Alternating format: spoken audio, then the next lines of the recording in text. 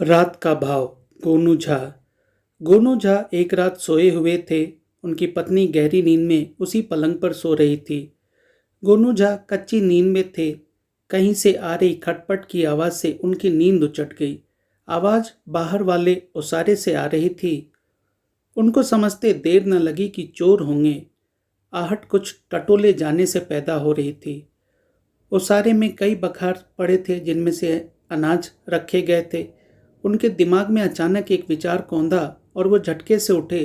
पलंग पर बैठकर अपनी पत्नी को जगाने लगे। पंडिताइन के शरीर को जोरों से झकझोरते हुए उन्होंने आवाज लगानी शुरू कर दी। अरे उठो भाग्यवान, जल्दी उठो, नहीं तो बड़ा अनर्थ हो जाएगा। पंडिताइन गहरी नींद में थी। दिन भर की थकी मांदी वह कच्ची नींद से जगाए जाने से झल्ला गई। ओह, सोने क्यों नहीं देते? अरे उठ भी, कहीं लाखों का नुकसान न हो जाए। गोनू झा ने एक एक शब्द चबाते हुए कहा। इस बात को सुनकर पंडिताइन थोड़ा सजग हुई और बिस्तर पर उठकर बैठ गई। उधर चोर ओसारे से गोनू झा के मुंह से निकले लाखों शब्द सुनकर आगे की बात सुनने के लिए पैर दबाते हुए खिड़की से कान लगाकर खड़ा हो गया। अमावस की रात के घने अंधकार में उसे दिखने का भय नहीं था। पंडिताइन ने सचेत होते हुए गोनू झा से पूछा, कोई सपना देख लिया क्या कि अचानक आधी रात में लाखों का नुकसान की बात करने लगे? गोनू झा ने कहा, अरे पंडिताइन, समझो कि अपने भाग्य जग गए। मैं जो एक पोटली सेमल के बीज लाया था वह कहाँ है? पंडिताइन इस बेतुकी बात पर फिर जल्ला पड़ी। ओह, यह क्या बात हुई? आधी रात में सोए से जगाया, कहने लगे लाखों का नुकसान हो जाएगा, जैसे कोई हीरा मोती जर जवाहरात की बात हो। अब पूछ रहे हो सेमल के बीज कहाँ हैं? कहीं दिमाग तो नहीं फिर गया? गोनू झा, अरे फालतू बकवास में मत पड़, यह बता कि सेमल के बीज कहाँ हैं? पंडिताइन गोनू झा के तेवर को देखकर सहम गई और बिसुरती हुई बोली, बाहर ओसारे में बीज की पोटली बंधी हुई है। गोनू झा ने बिगड़ते हुए कहा, अरे उस पोटली को तूने इतनी लापरवाही से रखा? पंडिताइन को भी गुस्सा आ गया और वह भी तेज आवाज में बोल पड़ी, 2 आने का होगा वह सेमल का बीज, मैं क्या उसे तिजोरी में रखती? चोर सांस रोके गोनू झा और पंडिताइन के बीच हो रही बातचीत को सुन रहा था। तभी उसके कान में गोनू की आवाज पड़ी, अरे भाग्यवान, अब वह सेमल का बीज तिजोरी में ही रखा जाएगा। तुम्हें कुछ दिन दुनिया की खबर भी है? एक अरबी चिकित्सक ने सेमल के बीज से जीवन रक्षक औषधि बनाई है और रातों रात ये सेमल का बीज कीमत में हीरे जवाहरातों की तुलना में 200 गुना बढ़ गया है। जरा सोच, एक स्वर्ण मुद्रा में 1 तोला सोना मिल जाता है कि नहीं? वो अरबी व्यापारी आज ही महाराज के पास आया था। वह 200 स्वर्ण मुद्राओं में 1 तोला के भाव से सेमल के बीज खरीदने की बात कर रहा था। उसी ने महाराज को बताया कि इस बीज से बनने वाली दवा से मरता आदमी भी जी उठेगा। अब समझी कि मैं सेमल के बीजों को लेकर इतना बेचैन क्यों हूँ। कल ही बाजार जाऊंगा। इन बीजों को बेचकर इनसे मिलने वाले पैसों से सबसे पहले तुम्हारे लिए महल बनवाऊंगा और तुम्हें गहने हीरे मोतियों से लाद दूंगा। चल पोटली ले आते हैं, पंडिताइन ने कहा। अब रहने भी दो पंडित जी, रात भर में कौन सी आफत आ जाएगी। जो बात सेमल के बीज के बारे में तुमको मालूम है, वही बात अभी लोगों तक पहुंचते पहुंचेगी। अभी सो जाओ, सुबह उठकर सबसे पहले पोटली ले आऊंगी और तुम्हें दे दूंगी।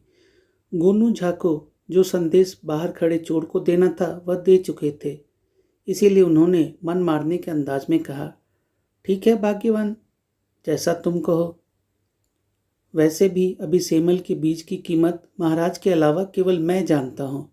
अच्छा चलो सो ही जाते हैं। और गोनू झा बिस्तर पर लेट गए। पंडिताइन ने भी राहत की सांस ली और सो गई। दूसरे दिन सुबह सुबह पंडिताइन घबराई सी गोनू झा को झकझोर कर जगाने लगी। उठिए पंडित जी, गजब हो गया, उठिए। गोनू झा उठे। उन्होंने घबराई सी पंडिताइन को देखा तो मुस्कुराकर पूछने लगे, तो पुटली गायब हो गई? पंडिताइन जवाब देने की बजाय सुबकने लगी। वह पछतावे से भरी हुई थी। न जाने कौन रात में पोटली खोलकर ले गया जिसमें बहुमूल्य सेमल के बीज थे। गोनू झा को लगा कि चोर वाला राज अब खोल देने में भलाई है। उन्होंने पंडिताइन की पीठ थपथपाते हुए कहा, अब जाने भी दो, दो आने की चीज़ के लिए इस तरह आंसू नहीं बहाते। फिर उन्होंने पंडिताइन को बताया किस तरह रात को उन्होंने चोर की आहट सुन ली थी और उसे गुमराह करने के लिए एक किस्सा गढ़ दिया था। गोनू झा की बात सुनकर पंडिताइन के जान में जान आई। उसके बाद गोनू झा बिस्तर से उठे, स्नान आदि से निवृत्त होकर उन्होंने स्वच्छ वस्त्र धारण किया और बाजार की ओर चल पड़े। वहाँ सुरक्षा चौकी पर गए और चौकीदार से बताया कि बाजार में यदि कोई सेमल का बीज बेचता नजर आए तो उसकी गतिविधियों पर नजर रखी जाए, क्योंकि एक ठग कल से ही सेमल के बीज को जीवन रक्षक औषधि बताकर बेचने की कोशिश कर रहा है। वह सेमल के बीज की कीमत 200 रुपये तोला बता रहा है। वे खुद उससे ठगाते ठगाते बचे हैं। चौकीदार को लेकर गोनू झा बाजार का चक्कर लगाने लगे।